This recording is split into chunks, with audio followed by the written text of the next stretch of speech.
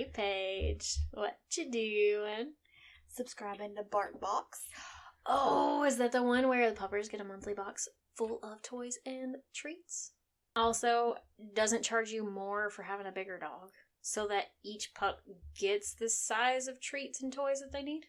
Yeah, that's the one, Sam. And did you know that if you use our link, barkbox.com/M3 True Crime Pod, you'll get a whole ass month free. Let us help you spoil the shit out of your puppers. What's up, guys? My name is Sam, and I'm the creator and host of Creme de la Crime podcast. The mission of this show is to bring awareness to unsolved missing persons cases from all across the country. In the United States, 600,000 adults and children are reported missing every single year. Although most are quickly found, there are still tens of thousands that remain missing for more than 1 year. As of 2022, there are still more than 17,000 unsolved missing persons cases and 13,000 unidentified body cases across the United States that remain open. For the first year, I'm going alphabetical order by state and talking about cases involving all ages, races, and backgrounds. Don't forget to subscribe and join me every single Thursday to hopefully help bring these people home. Hey, Sam. Hey, Paige. What you doing? Cursing my genetics. Why? Because kidney stone. Ouch. Yeah. Yeah, those are painful. Yeah. It's fine though, I'm on meds. I don't see how you're sitting up right now. Heating pad. And medication. What else are we doing? We're recording a podcast. What's that podcast called? M cubed. Murder, Mystery, and Mayhem. Motherfucker. Do we got any new things going on? I don't believe that we have any updates that I can think of. We still don't have Rhode Island or North Dakota or Alaska. We'll work on that. Well, we're coming at Rhode Island hard this month. Yeah. Real hard.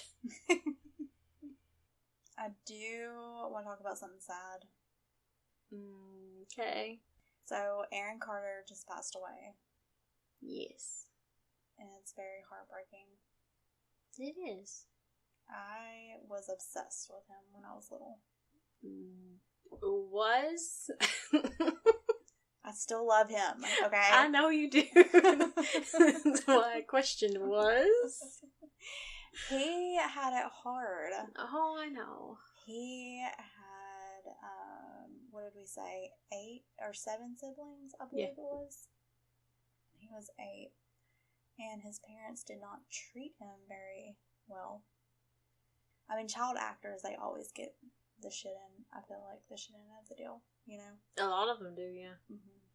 And his parents failed him in the end, you know? Yeah.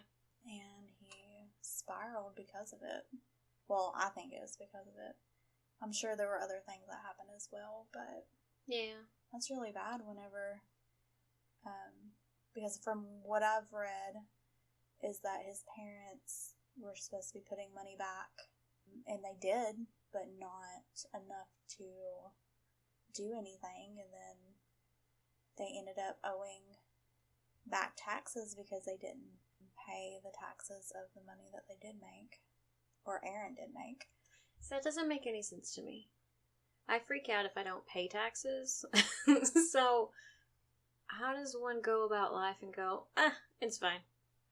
Sorry, random moment. Like, that's legitimately what I've been thinking. Like, No. I don't understand why any of these big names. But, I mean, I guess some of them, there was somebody, who was it? Like Steve Harvey or some shit. I saw an interview where he was like, I had an accountant for that. I thought they were doing that. They were not. I was like, well, I guess that makes sense. But also, you should probably know what's going on with your money. But yeah, I agree. Why were you not taking care of that? You were the adults. Mm-hmm. I think they just And taking care of your son.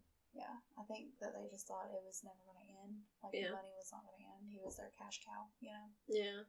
And, but he wasn't the only cash cow in the group. No. He was only 34. That is too young. It really is. And I hate I mean, we were just watching him on TikTok not long ago. Mm-hmm. I'm not gonna lie, it honestly took me a minute to figure out who he was. If I didn't look at the name, I would have never known. So I just wanted to talk about that for a little bit because I loved him very much. Yeah. I made Madison and Hayden listen to him because I still have his CDs and everything. That doesn't surprise me.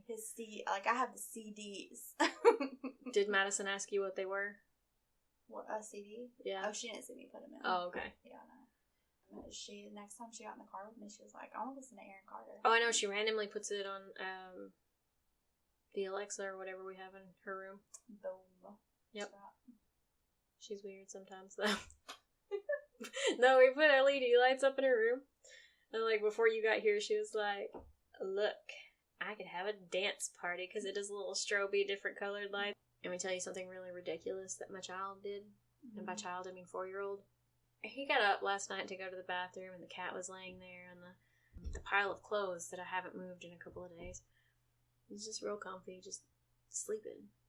And he's like, he had this thought, it'd be fun to pee on the cat. He peed on the fucking cat. Are you shitting me? I am not. So, like, we have the little toilet closet there, and then, like, directly in front of the toilet closet was the cat. So it's not like he just swung around and, got distracted or something. No. He did this on purpose because I know where the cat was because about 2 minutes before that, I went to the bathroom. So I was like, was the cat standing on the toilet? Nope. Where was he? On the clothes. Okay, but why? So Brian gave him a bath last night. He peed on the cat. He peed on the cat. Oh my gosh, Sam. You know what the worst part of that? Not the worst part. Like, one of the bad parts about that is, the way we found out was the cat jumped up on the bed and, like, got onto Brian's face. Oh! Oh my gosh. Yeah. You got a friggin' handful with him. Uh-huh. Yeah, I still don't understand other than, like, anytime that I have my hands wet, I just, like, sling my hand, like, the wet hands on the kids. Yeah. And Madison freaks out, and I think that's hilarious. Like, I can't think of a reason why somebody would be like, I'm gonna pee on this thing. But I also don't have a penis that I can, like, direct my stream. So maybe that would be different. I don't know. He's 4. He's a ridiculous thing, and I made him apologize to his dad and the cat. So,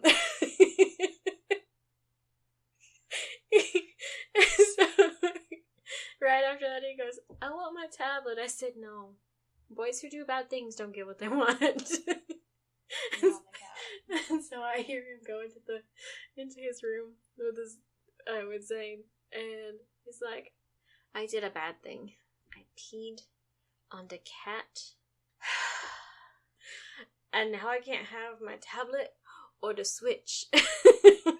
Yeah, that's accurate. Funny story. Tristan, we were talking, I don't know how we got on the subject.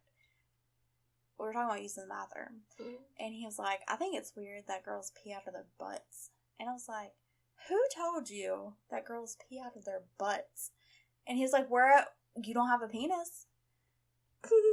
I mean, it is logical. If you just see, like, my kids, they are constantly barging into the bathroom. So, like, all they see is me sitting down. So it would make sense that boys sit down to poo. So it blew his mind when I told him that we have 3 holes. He was like, what? He was like, where are the holes? He was like, why do you have 3? I was like, we poop out of one, we pee out of one, and babies come out of the other one. I figured that would be the best way to explain that one. But yeah, he was like, I can't believe girls pee out of their buttholes. I was like, well, I mean, sometimes. Hot pee. It's on fire. Oh, that's great. Because I haven't been able to go and speak with Bubbles, I figured I would say it here. So a few episodes ago. It's been a while. No, it's been a really long time. Yeah. I think on the other side of the Picton case, or during, it was... I don't know. Either way, doesn't matter. Paige brought up that she read somewhere that the reason there are so many redheads in Ireland and in that general area is because of the Vikings pillaging, essentially. And that before they were actually like dark features. They had dark features. Before that, yeah. So, listen, Bubbles, or Steve. There are two main ideas behind the red-headed features in that general area, Ireland and like other parts of Europe there. One is the thought that Vikings had that feature, and when they traveled, those were the main areas that they traveled, so it became more prominent because of the, the Viking way. The pillaging. The pillaging. The spreading of seed. Oh, so much seed. You didn't have to say it like that. Your face. And then the other is, the Celtic people had that gene, and then as time went on, they just produced more redheads because the gene was very strong. So, Bubbles, if you want to have a heated debate, we can do so. Bubbles. That is a threat. I'll throw hands. That's right. Anyway, I just figured I needed to address that because now it's just a matter of time of when he will listen to it. He's still on the Willie Picton case, so it'll be a while. It'll be a minute, but that's okay. That's okay. He'll eventually listen to it. He will, and cry. That'll make it so much more worth it.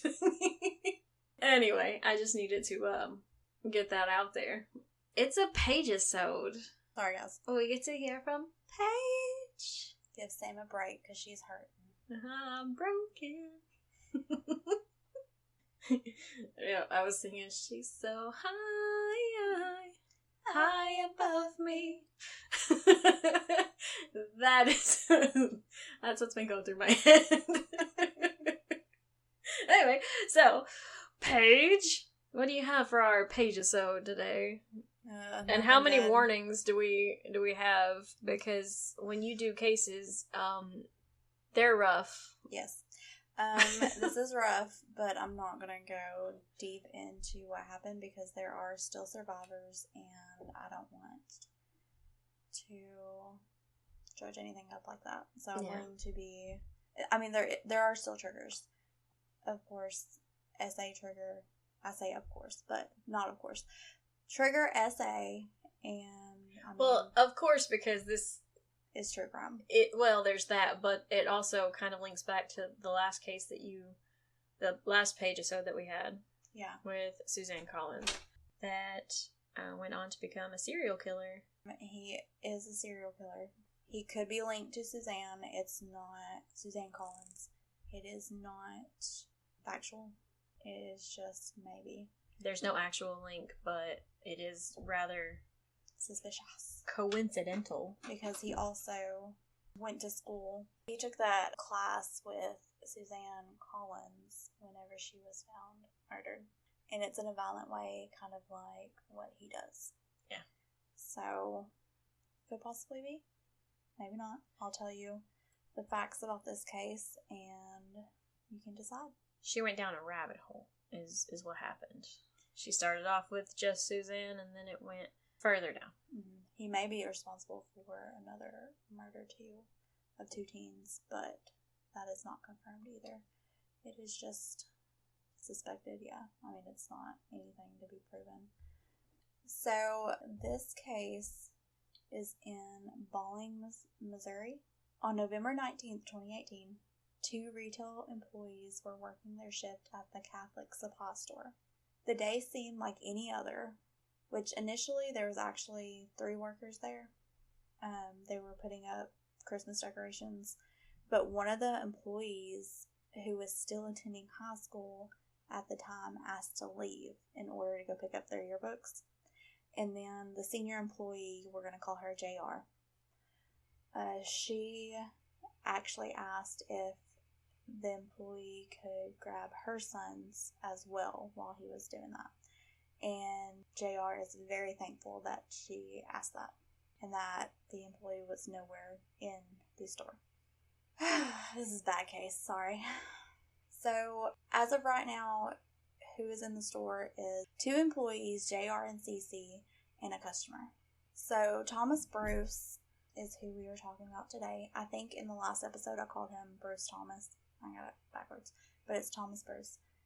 Thomas Bruce walked in the store and pretended to shop. I believe he was actually casing the place, trying to see who all was in the store before he did what he did.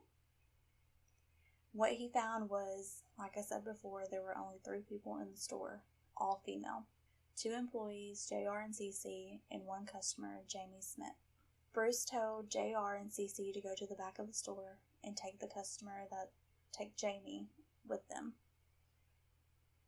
While JR was hesitant at first, she walked up to Jamie, whom she didn't know at the time. Like, she had no idea who this woman is. And she said that she remembers begging her to come back to the store. She asked her multiple times, please just come to the back of the store. Finally, she agreed. When the ladies and Bruce got to the back of the store, Bruce ordered the women to get naked, and JR responded, "Are you kidding me?" She said that she had figured that he was just going to rob the store and leave. And maybe like tie them up in the back or something like that, you know. Bruce then asked the ladies, who wants to be the savior of the world? The fuck? Yeah, that's what I thought. What the fuck? Like, what kind of question is that? Is he a religious fanatic? We'll get to it. JR responded, I do.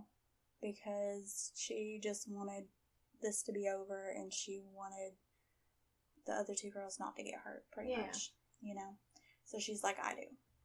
Bruce then made her undress him, which is when the sexual assault started. I won't go into detail. A lot of things happened. Jamie was the only woman standing when Bruce told her, it's your turn. To which Jamie responded, no. Bruce then told her, well, then I'm going to shoot you in the head. Jamie responded, go ahead. Holy shit. JR recalls Jamie falling to the ground in a slump. God, that's traumatic. After the fatal shooting, Bruce ordered the women to continue what they were doing until he was finished. So they had to continue getting sexually assaulted while Jamie lay dead right next to them, bleeding out. That's fucking terrible. He didn't know these women. They didn't know him. And they didn't even know Jamie. And she, is lying there dead. And of course, they're freaking scared. I take it that they survive.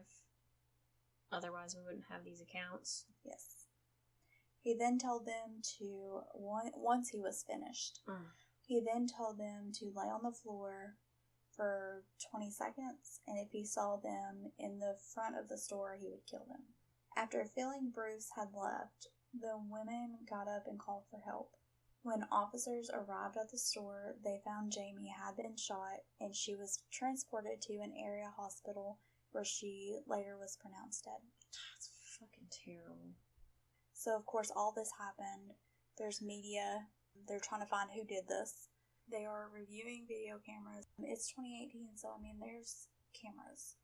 So, they're trying to identify him. They're trying to figure out who he is, pretty much. They have witnesses.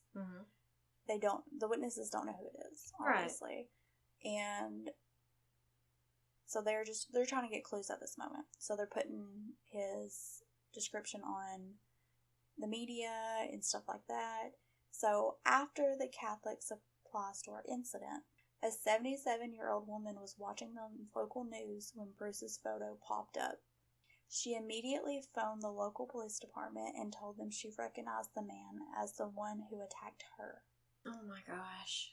On September 27th, 2018, the woman told the police she was walking from her car to her home when she saw a small red car driving by slowly. Soon after, Thomas Bruce was at her door, knocking on her door.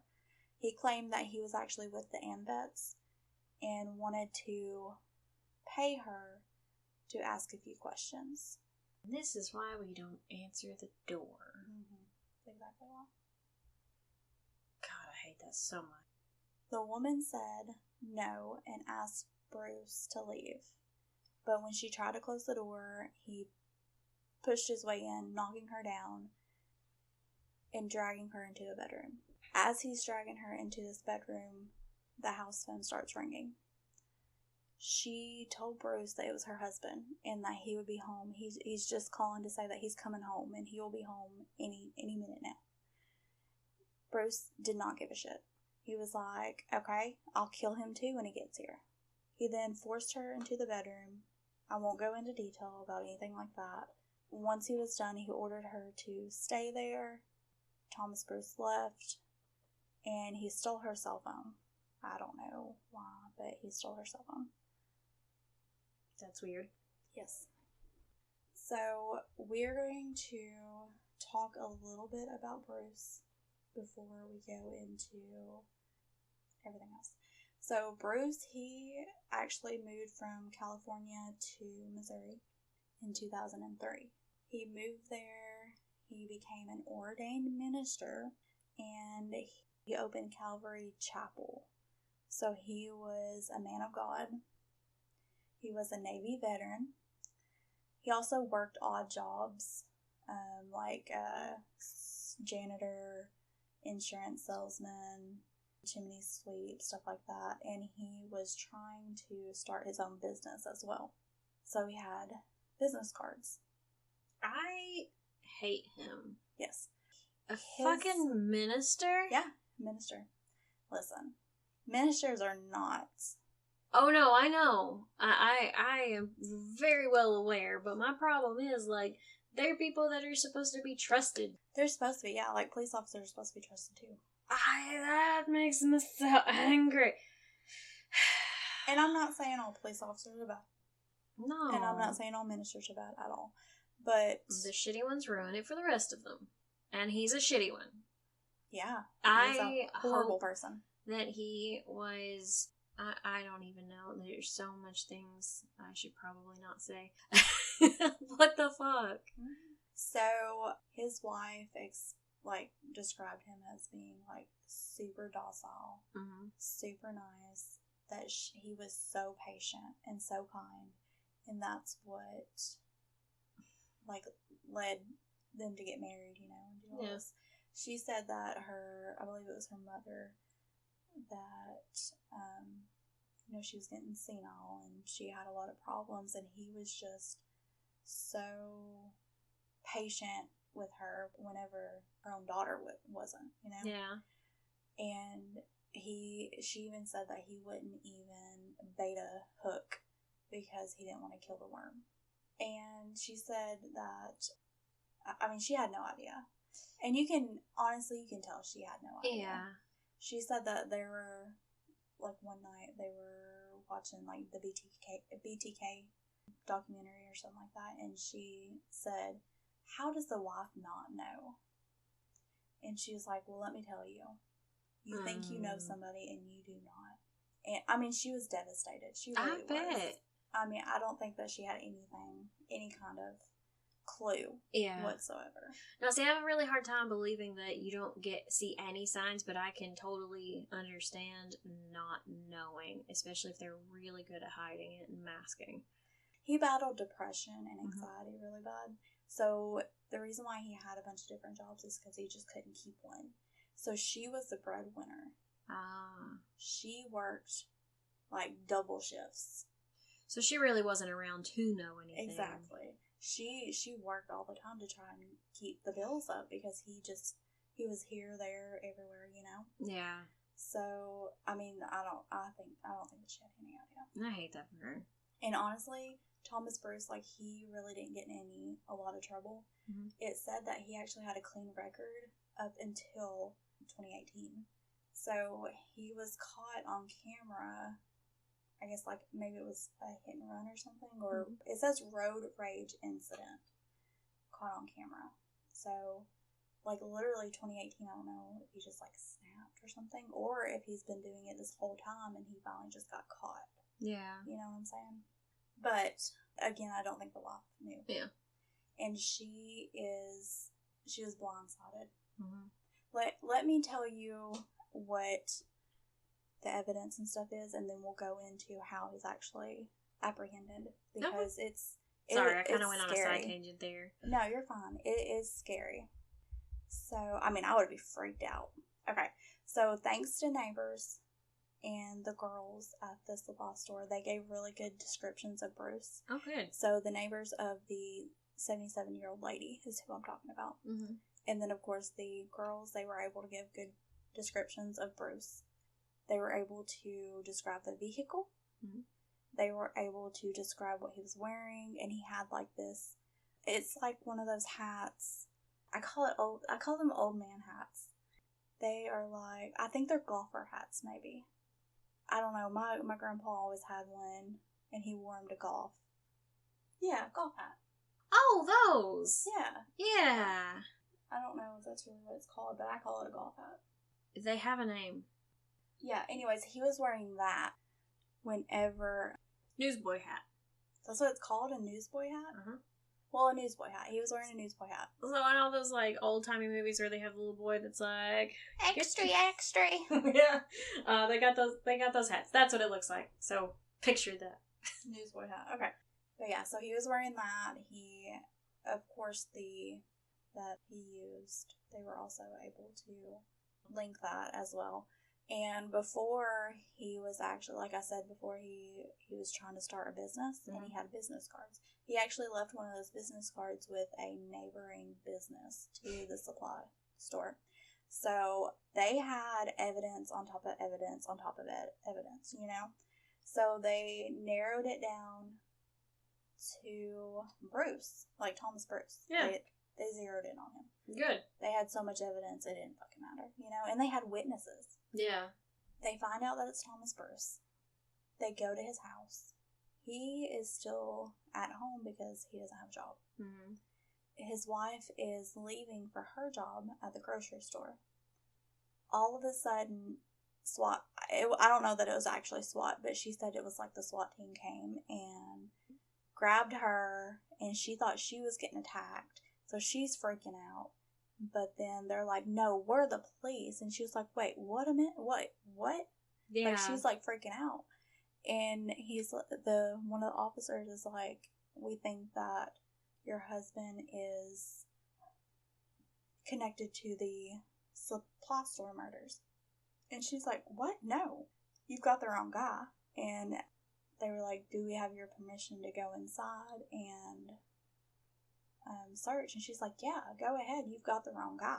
Mm-hmm. And that's where they found the gun. Not hidden, by the way. It's just sitting there under their coffee bar. Yeah. They found the hat hanging with his other hats. They found the one lady's cell phone. I don't know. I can't remember that part. I do remember that they found the hat and the gun. I mean, That's evidence. They also searched his vehicle as well, which was linked to the woman. But yeah, like, she couldn't believe it. She said that day, whenever the murders happened, mm-hmm. she was on her way home, and he had messaged her and was like, there was another shooting today, or no, there was a live shooter or something like that. And she was like, well, I mean, this day and age, it's always happening. And she got home, and they sat on the couch, and like, he held her hand, and it was just like any other day. And she goes back and thinks about it now, and she's like, he literally murdered somebody, and then he was just fine. Like, he was fine. Yeah. He was just sitting there like any other day. That's terrifying. Yeah, that is very terrifying. All I can think of is, like, how do you trust anybody after that? Oh, yeah. Like, at all. That is freaking scary as shit. And for him just to be fine. Yeah. He was just fine. So Thomas Bruce was arrested November 21st, 2018, and charged with first-degree murder, 3 counts of first-degree kidnapping, 3 counts of sodomy or attempted sodomy in the first degree, 1 count of first-degree burglary, 1 count of tampering with physical evidence in a felony prosecution, and 8 counts of armed criminal action. I don't believe he was sentenced with all of that. I'll have to get to it. I know he was at first charged with the woman's, while he's being held until court for him to decide if he's pleading guilty or not guilty, right? And he's like, yeah, I'm not guilty. Yeah, bull fucking shit. But anyways, he's writing letters to his wife. He won't divorce her. Like, she's trying to divorce him. He won't do it. And she is a very godly woman. And she really doesn't respond to him except for, I think one time she finally sent like a Bible verse or something like that. But she was really scared that he was going to plead not guilty, and they were going to have to go to trial, and she was going to have to testify, and the girls were going to have to testify and stuff like that, and she didn't want that. Yeah. So I think, if I'm not mistaken, she tried to talk him into pleading guilty, and so very, very last minute, like, he did not decide this until he was up there on stand, and then he told his lawyer to take the plea deal. Part of the plea deal was to drop the charge from the 77-year-old woman. That was part of the plea deal. But he's never getting out of jail. He's never getting out. It just sucks, though. I know. She did agree. Yeah. She talked to the judge, and she did agree. So he pled guilty on October 22nd, 65-year-old Thomas Bruce pled guilty to first-degree murder. He admitted to the court that he sexually assaulted 2 workers in the supply store before killing Jamie Schmidt for refusing his demands. He was sentenced. Well, good. So how long what were the terms of the sentencing? Thomas Bruce was sentenced to life in prison without the possibility of parole, 11 other life sentences, and 4 15-year prison terms. You're welcome, Paige. I don't have it on here.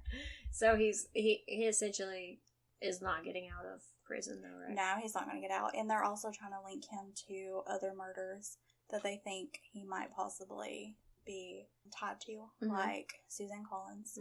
So somebody in Missouri actually sent his case over to the Innocence Project, who believe Sedley Alley is innocent. Oh, yeah.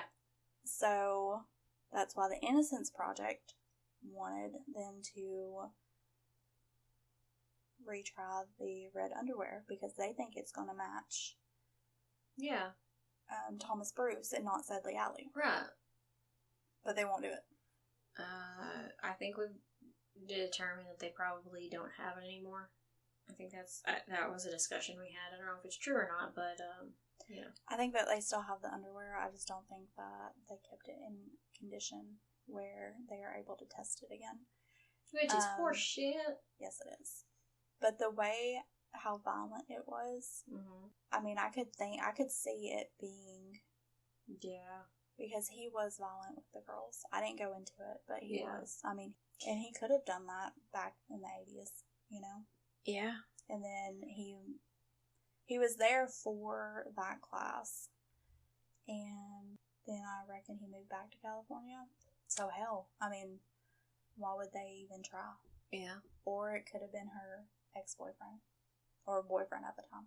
Well, see, if he was only there and he was going to graduate at the same time, like, he could have just booked it the next day and not ever be seen around there again.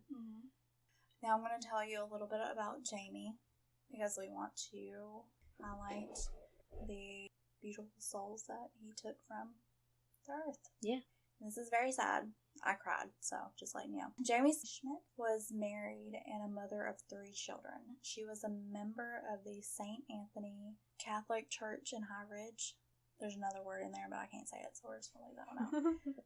She had a lot of family. Her brother-in-law spoke out and said that this has left a wound in our family that will never be healed. Jamie Smith's son told the court, his name's Atlas. It's a cute name. He chose that name.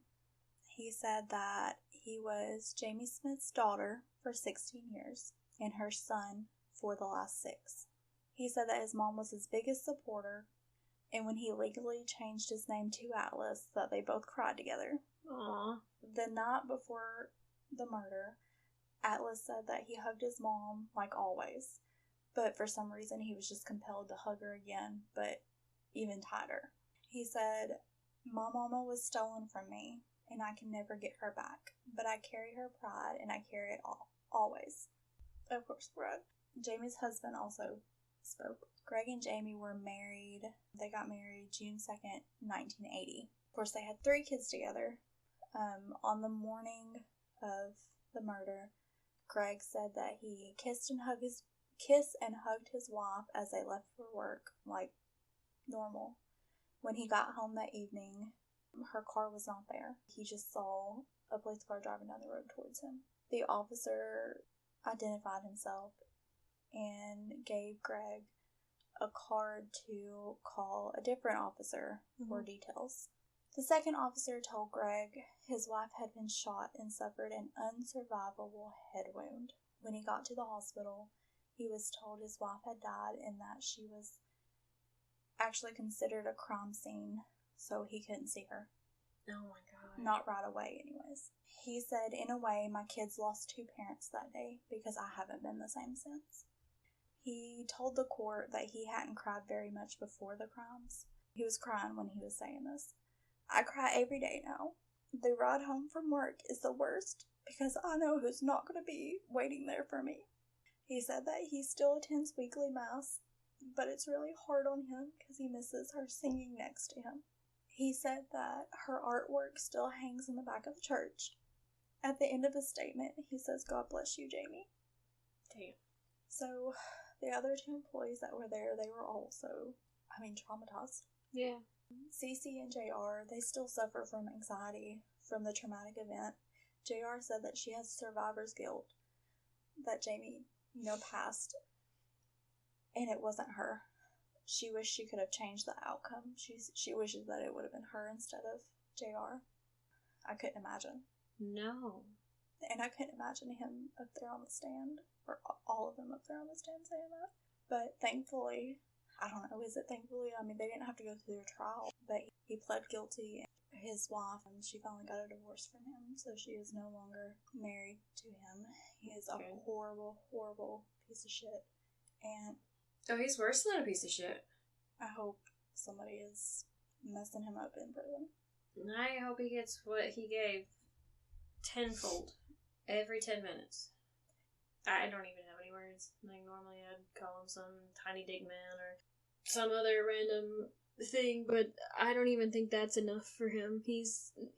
My thing is, how is this the first? Because that 77-year-old woman, unless she would have seen his face, she would have never known who to say did it. You know what I'm saying? So how many other people did he do this to? I was just thinking, normally there's a specific age range or hair color or style or something that would make it a clear cut, these people are attributed to him because they fit the MO or whatever. It doesn't sound like that's the case here. It sounds like he attacked whoever the fuck he wanted, when he wanted, how he wanted.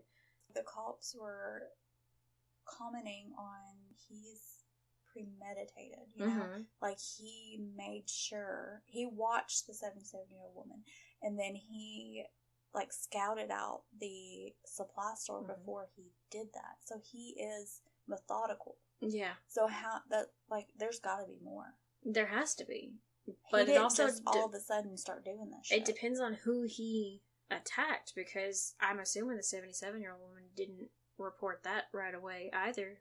It didn't seem like. I think that she reported it, but she just didn't know who to say it was because she'd never met the dude. Right. she said that it just so happened vehicle.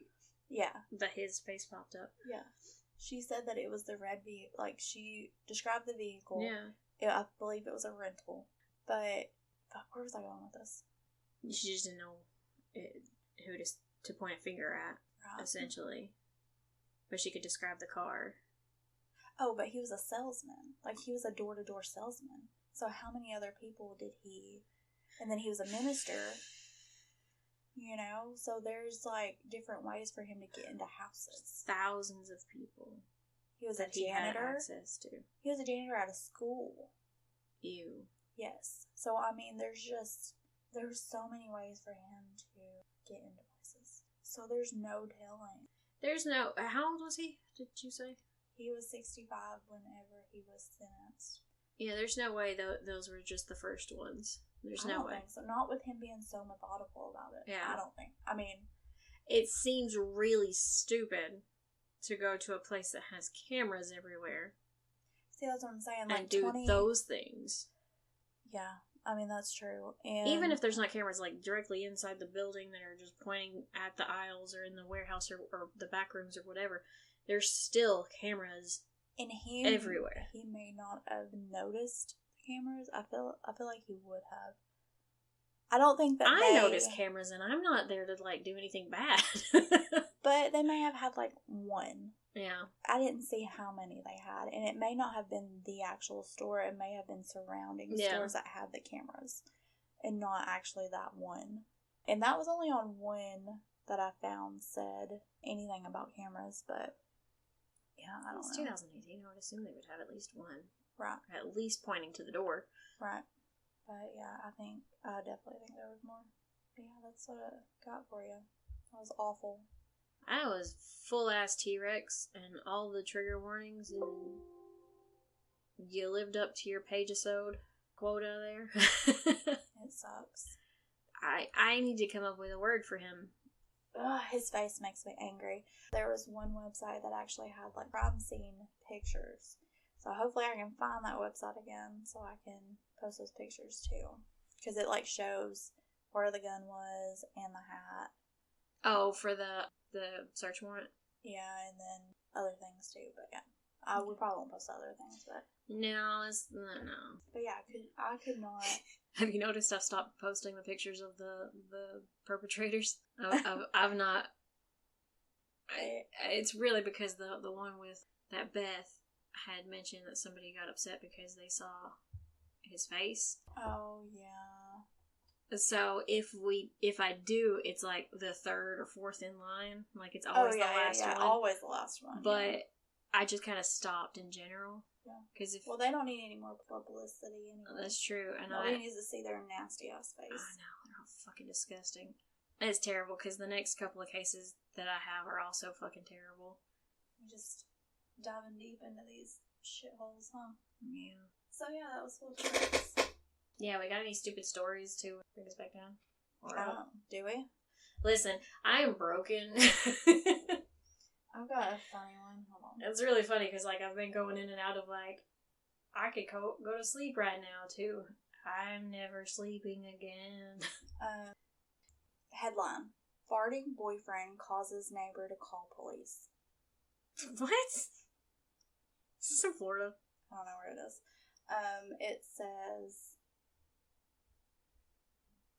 A concerned neighbor living in an apartment along Maple Road, just west of Livernois Road, called police after hearing what she thought was a domestic violence issue.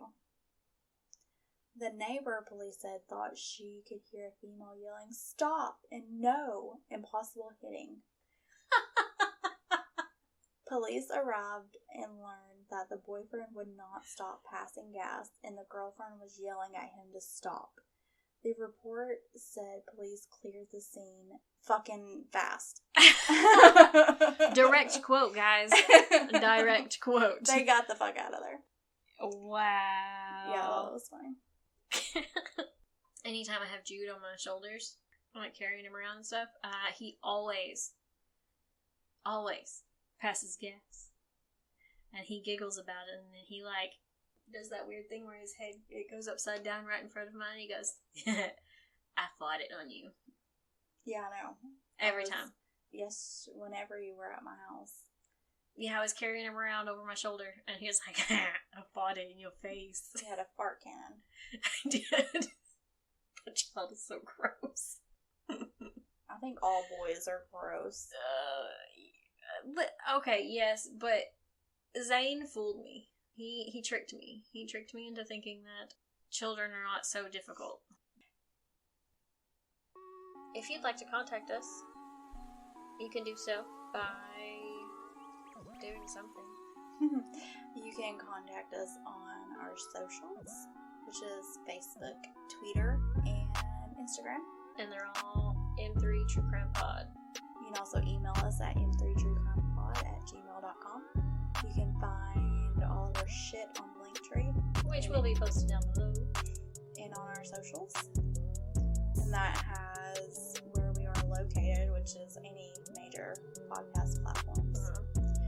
It has our website on there. That has our affiliates. We both spent a lot of time on that website. Go check it out. You just go do it. And then you can also Find our Patreon. Which I think next month. Is it this month or next month that I'm going to send out stickers and things? Did we ever send stickers to Nick or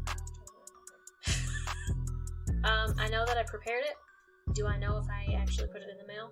Probably not. Probably not. That's cool. So we'll do that eventually. I'm sorry. And then you can also find case suggestions there. Please tell me some spooky shit, or funny shit, or fun facts, or case suggestions. Or anything really. You just want to start some shit, just throw it there. We'll debate something. Chicken feet. No! Fuck off, Paige. Ass.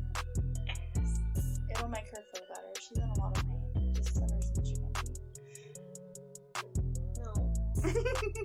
No. No chicken feet.